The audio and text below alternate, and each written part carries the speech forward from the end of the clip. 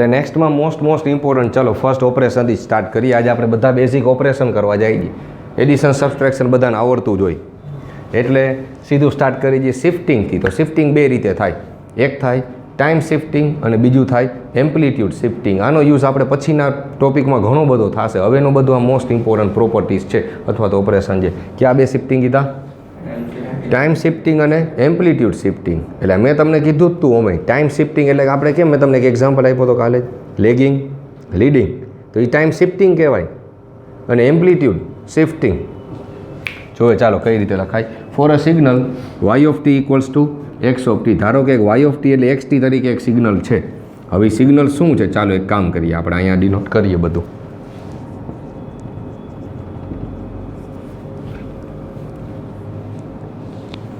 એક સિગ્નલ આપણે કોઈ પણ ડ્રો કરી શકીએ છીએ. જો આમાં ધ્યાન આપજો, આ ઉપર જે ટી અહીંયા આપ્યું છે x of t, y equals to x of t થાય ને, વાય એક્સિસ ઉપર આવી રીતે, y is a function of x એવી રીતે. અહીંયા જે એક્સ ઓફ ટી.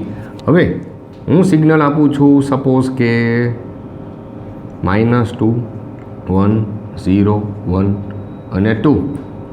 તો આપણે આપીએ સિગ્નલ આવી રીતે. આ ફોર એક્ઝામ્પલ જો આ કયું સિગ્નલ છે? એક્સ ઓફ ટી દેખાય. હવે હું એમાં ટાઈમ શિફ્ટિંગ કરું છું તો આને કહેવાય હવે શિફ્ટેડ સિગ્નલ. તો મેં y of t equals to x of t નથી લીધું. હવે શું લીધું? ટી માઇનસ ટી લીધું. તો ટી માઇનસ ટી તો મેં તમને કાલે કીધું તો આપણે ઊંધું કરી દેવાનું. ટી માઇનસ ટી કરો તો પ્લસ, ટી માઇનસ ટી કરો તો રાઈટ સાઈડ શિફ્ટ થઈ જાય. ટી માઇનસ ટી કરો તો રાઈટ સાઈડ શિફ્ટ થાય, ઊંધું આવે છે.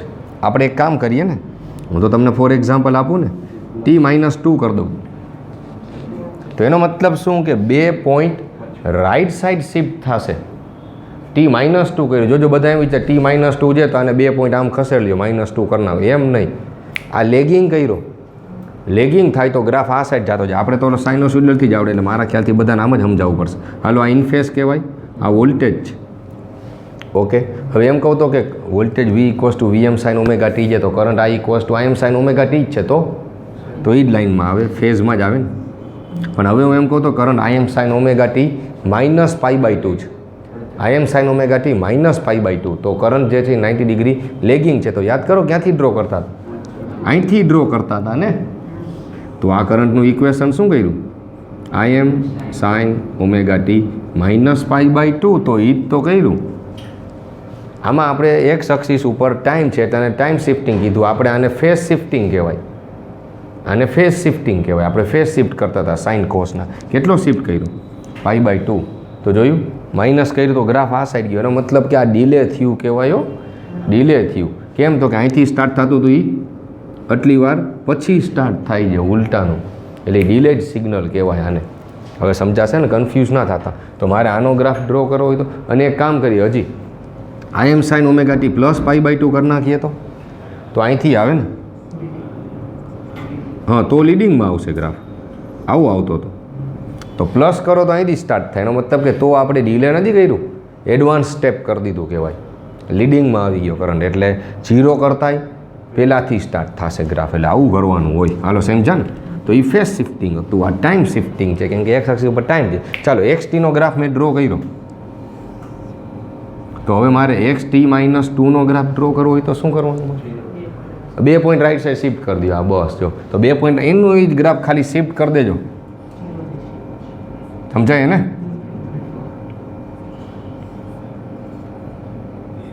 તો એ ગ્રાફ આટલો થશે. હવે સમજી ગયા, આ ગ્રાફ થઈ ગયો XT -2.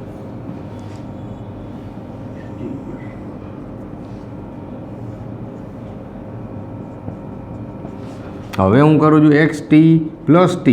હવે T તરીકે હું તો 2 લઈ લઉં છું. T + T તો પ્લસ એટલે લીડિંગ કરો છો, આમ યાદ રખાય. તો લીડિંગ એડવાન્સમાં સ્ટેપ કરવા જાય એટલે 2 સ્ટેપ આમ શિફ્ટ થાય. તો આ XT હોય તો 2 પોઈન્ટ આમ શિફ્ટ થઈ જશે. હવે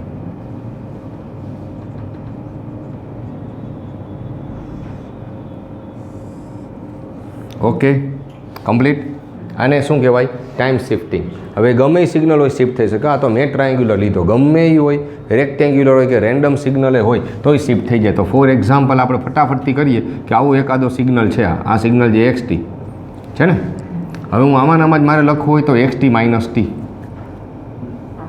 તો T જેટલો રાઈટ સાઈડ શિફ્ટ થઈ જશે. તો હવે T ખબર નથી તો એમને હું રેન્ડમલી કરી દઉં છું. આ કેટલું થઈ ગયું? T જેટલો રાઈટ સાઈડ. તો હવે આ સિગ્નલ કયું બની ગયું? XT minus T. હવે મારે XT પ્લસ T લખવું હોય તો પહેલાં હતું એના કરતાં આગળ આવી જશે, અહીંથી આવશે. હવે સમજી ગયા ને? તો આ સિગ્નલ કયું થઈ ગયું? XT plus T. હાલો ડન. આવી રીતે જ આને કહેવાય ટાઈમ શિફ્ટિંગ. હવે T તરીકે ગમે એ હોઈ શકે છે ટાઈમ, ગમે એટલો ટાઈમ શિફ્ટ થાય. તો ટાઈમ શિફ્ટિંગમાં ગ્રાફ આવી રીતે થાય, લેગિંગ લીડિંગ. અને પછી હવે એમ્પ્લિટ્યૂડ શિફ્ટિંગ. તો પછી એમાં તો સીધું જ થાય, એમ્પ્લિટ્યૂડમાં ઊંધું ના થાય. જો શું લખ્યું છે? y of t equals two x of t plus k, k is the constant value. તો એક કામ કરીએ, હું આમાં જ એડ કરાવું, x of t પ્લસ 2. તો x of t નું જે સિગ્નલ હતું એમાં બધામાં +2 એડ કરી દો. તો આપણે તો આમાં જ ચેન્જ કરીએ. આ xt નો ગ્રાફ હતો, હવે મારે ડ્રો કરવો છે xt પ્લસ 2, સેપરેટ થયું. જોજો સમજજો, આમાં અંદર બ્રેકેટમાં t માઇનસ 2 ને t માઇનસ 3 થાય, t પ્લસ 2 સમજાય છે ને? જ્યારે આમાં સેપરેટલી પ્લસ થાય છે પછી. સમજા? તો xtના આન્સરમાં પ્લસ કે, તો મારે આ ગ્રાફને શું કરવું પડે? બે પોઈન્ટ શિફ્ટ થઈ જશે ઉપર. ચલો સપોઝ કે આ ને ફોર એક્ઝામ્પલ 1 સુધી જતો, તો હવે હાઇટ ક્યાં પહોંચી જશે? 3 સુધી પહોંચી જશે. તો આ ગ્રાફ જો મારે ડ્રો કરવો હોય તો આવી રીતે થઈ જશે. ટાઈમ યાં જ રહેશે. સમજા ને? -2 0 -2, દેટ ઇઝ પોઝિટિવ શિફ્ટિંગ. ઉપર ગયો ને ગ્રાફ, તો પ્લસ કે હોય તો પ્લસ ઉપર જ જાય ભાઈ, આમાં ઊંધું ના કરતા પાછું. ઓકે, તો ગ્રાફ આવો થઈ ગયો. તો તમે એમ કે અહીંથી નીચેનું હું એ ખબર નથી. તમને એ ખબર હોય કે આ ગ્રાફ જે છે એ પહેલાં 0 હતો, તો પછી 0 રહેશે તો તમે આમ કનેક્ટ કરી શકો. તો પહેલાંનું ખબર ના હોય તો ના થઈ શકે. એટલે મેં આમને ખાલી શિફ્ટ કરી દીધો. હાલો ડન. તો જવા દો. મેં શું કીધું ને 2 મિનિટમાં આવું જવું હોય એ જાય.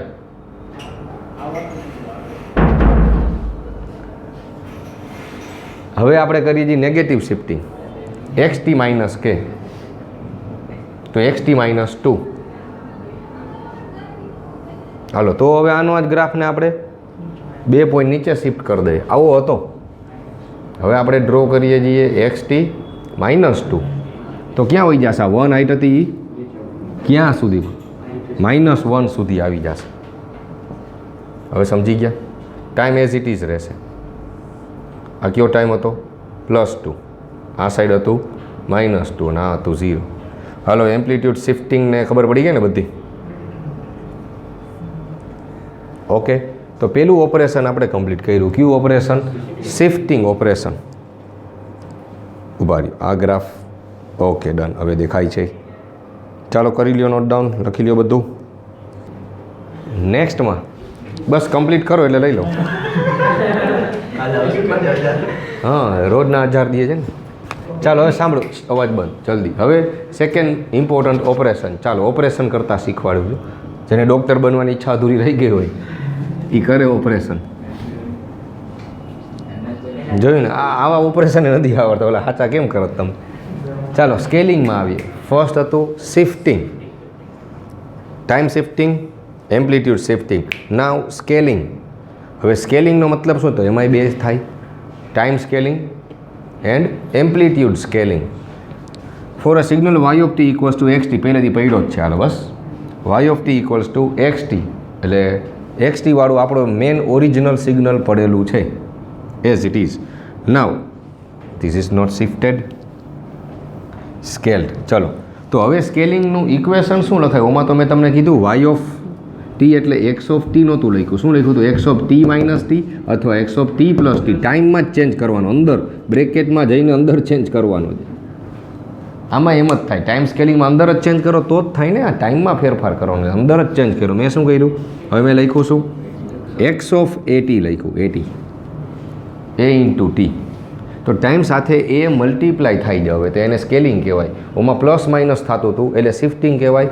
એમાં મલ્ટીપ્લાય થાય છે એટલે સ્કેલિંગ કહેવાય. તો તમે કહો ડિવિઝન એ આમાં જ આવી ગયું. If a is greater than 1, a greater than 1, તો ગ્રાફ જે છે એ કમ્પ્રેસ્ડ થઈ જાય. અને if a is less than 1, then graph expand થઈ જાય. હવે એ લેસ ધેન 1 હોય તો ઓટોમેટિકલી ડિવિઝન થઈ ગયું ને. એ એટલે હું 0.5 લઉં તો 0.5, તો એ એટલે 0.5, 0.5 એટલે 1/2, તો થઈ ગયું ને ટાઈમનું ડિવિઝન. એટલે બે એકમાં જ હોય એમ. એટલે એક્સ ઓફ ટી ની બદલે મેં શું લીધું? X of eighty. આટલી ખાલી ખબર પડી. હવે જુઓ, અને પછી આની અંદર આપણે બધી પ્રોપર્ટી આપણે એનર્જીમાં પાવરમાં એપ્લાય કરવાનું થશે. આ બધું આવડશે ને પછી. એટલે બેઝ પરફેક્ટ બનાવવું જોઈએ તમારે.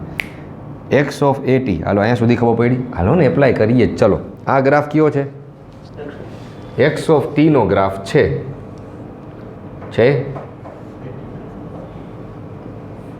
આ બધું છે ને તમે ઓલું CRO તમે કરતા ને એમાં આમાં બધું હતું. તમારે એક વેવફોર્મ આવ્યો હોય, બધું જ હતું. આ CRO માટેનું બેસ્ટ ફંક્શન. CROમાં તમે વેવફોર્મ જોયા હોય તો તમારી બે બટન આપતા હતા. એટલે એક બટન તમે આમથી આમ કરો તો ગ્રાફ ઉપર નીચે થાય. That is amplitude shifting. પછી ગ્રાફ જે છે ખાલી આ એ જ બટનથી આગળ પાછળ થાય, ખાલી ગ્રાફ એમનેમ જ રહે. That is time shifting. અને હવે કરી જે સ્કેલિંગ, એ તમે બટન પ્રેસ કરો ને તો ગ્રાફ જે છે એ નાના મોટો થાય. આમે નાનો નાનો થતો જાય, આમ ઉપર મોટો ગ્રાફ થતો જાય. અને આવા ગ્રાફ આ રીતે નાનો થાય. That is scaling.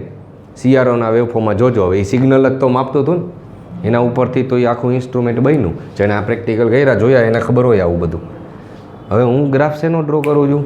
X of 2t. તો વળી પાછું જો ટાઈમમાં આવેલો ઊંધું જ આવે. બધા એમ જ વિચાર કરે 2t એટલે ડબલ થઈ ગયો ગ્રાફ. ડબલ ના થાય, કમ્પ્રેસ થાય. કમ્પ્રેસ થાય. તો કમ્પ્રેસ થાયનો મતલબ શું ખબર છે? વેલ્યુ તો ટાઈમમાં કમ્પ્રેસ થાય, આમ ગ્રાફ થાય. 1 જ હતો પણ હવે 2 હતું, એની બદલે 1 આવી જશે.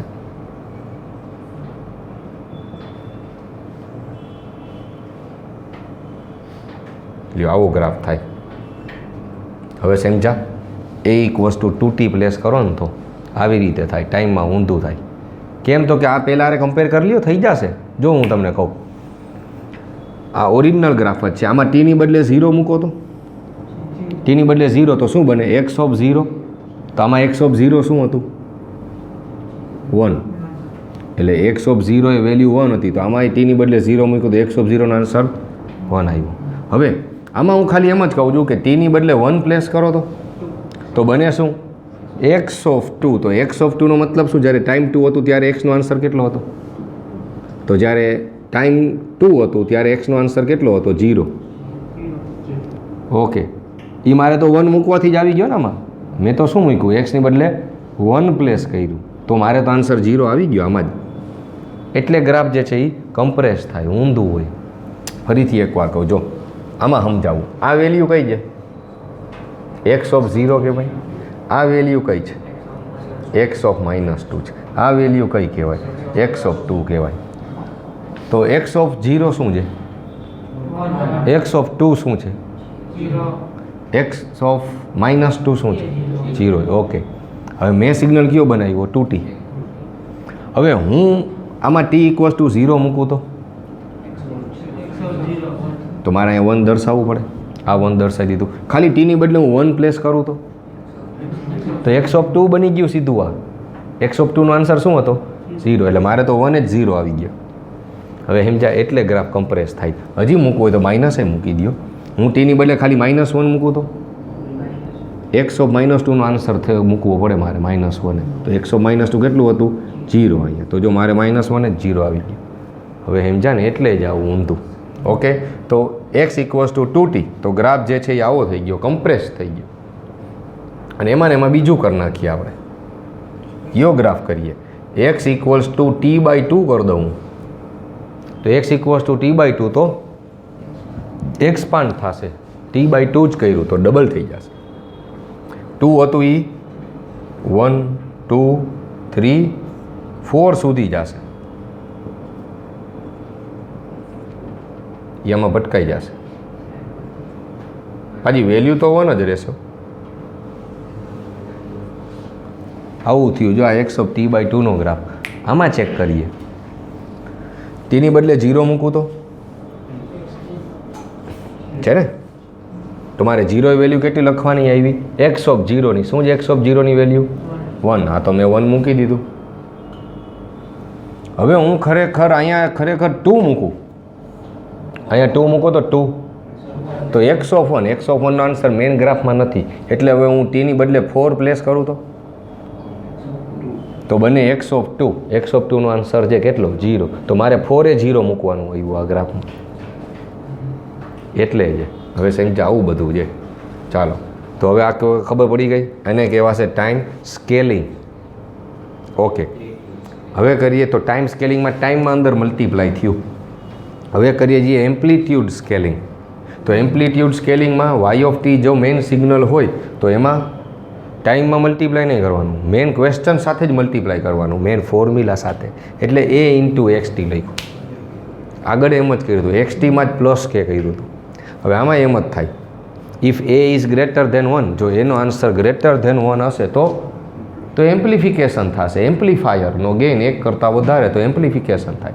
And if a is less than 1 તો રિડક્શન થશે ગ્રાફમાં. હવે રિડક્શન એટલે કે એ એટેન્યુએશન કહેવાય ને, એમ્પ્લીફાયરનું ઊંધું.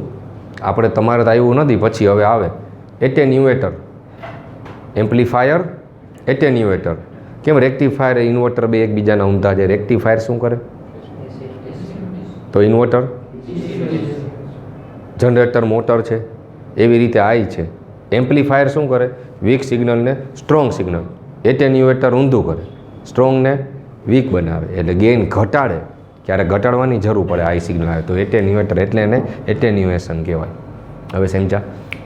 હાલો XTનો ગ્રાફ એમનો પડ્યો જ છે આપણે. હવે એક કામ કરીએ, એમ્પ્લિટ્યૂડ સ્કેલિંગ કરીએ. તો હું XTમાં આપણે એપ્લાય કરીએ કંઈક કામ કરીએ. આપણે તો વધારે નથી સમજાય છે કાં સાઇનોસોઇડલથી. તો હાલો નવું ચડીએ.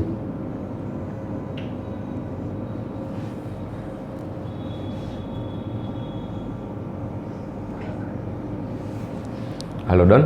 આ આપણો મેઇન ગ્રાફ છે. કયો ગ્રાફ છે? ખાલી XTનો ગ્રાફ છે. ઓકે, એમ્પ્લીફાયરમાં તો કરતા હતા, પછી સાયક્લો કન્વર્ટરમાંય કરતા હતા. આપણે સાયક્લો કન્વર્ટરમાં ફ્રીક્વન્સી ચેન્જ કરી દેતા હતા. યાદ કરો કે ઇનપુટની 1 સાયકલ પૂરી થાય તો આઉટપુટની 3 સાયકલ પૂરી થઈ જતી હતી. તો આ તો હતું આ બધું, એ સ્કેલિંગ હતું. એ ફેઝ શિફ્ટ કરતા હતા આપણે. એમાંય ટાઈમ જ હતો ને, ફ્રીક્વન્સી બદલાઈ જતી હતી. તો પછી આ બધા સિગ્નલના બહુ જોરદાર યુઝ છે. હજી તમે અહીંયા પહોંચશો પછી ખબર પડશે. ઓહો, આ તો અમે SS માં શીખતા હતા. હાલો XT સુધી આવ્યું. હવે હું ગ્રાફ શેનો ડ્રો કરું છું? એ આગળ મલ્ટીપ્લાય કરી દઉં ને, તો a ઇન્ટુ XTની બદલે હું લખી નાખું છું 2 ઇન્ટુ XT. તો મતલબ શું? ગ્રાફ ડબલ થઈ જશે. તો પણ ટાઈમ એનો જ રહ્યો, પાછી ફ્રીક્વન્સી ચેન્જ નથી થતી કંઈ.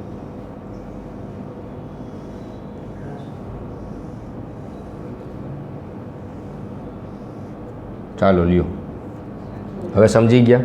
આની વેલ્યુ સપોઝ કે આ મેક્સિમમ વેલ્યુ હું 1 ને -1 રાખું તો આ હવે ક્યાં સુધી જશે? 2 ને -2 સુધી. હાલો ડન. આ કયું થયું?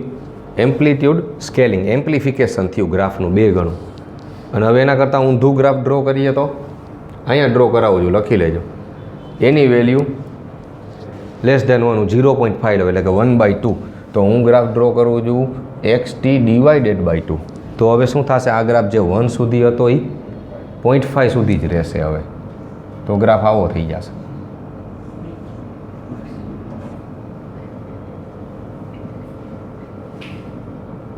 લ્યો, આવું બધું મસ્ત મજાનું હોય છે. હાલો સમજા હવે ડિટેલ. ઓકે, કરો નોટ ડાઉન.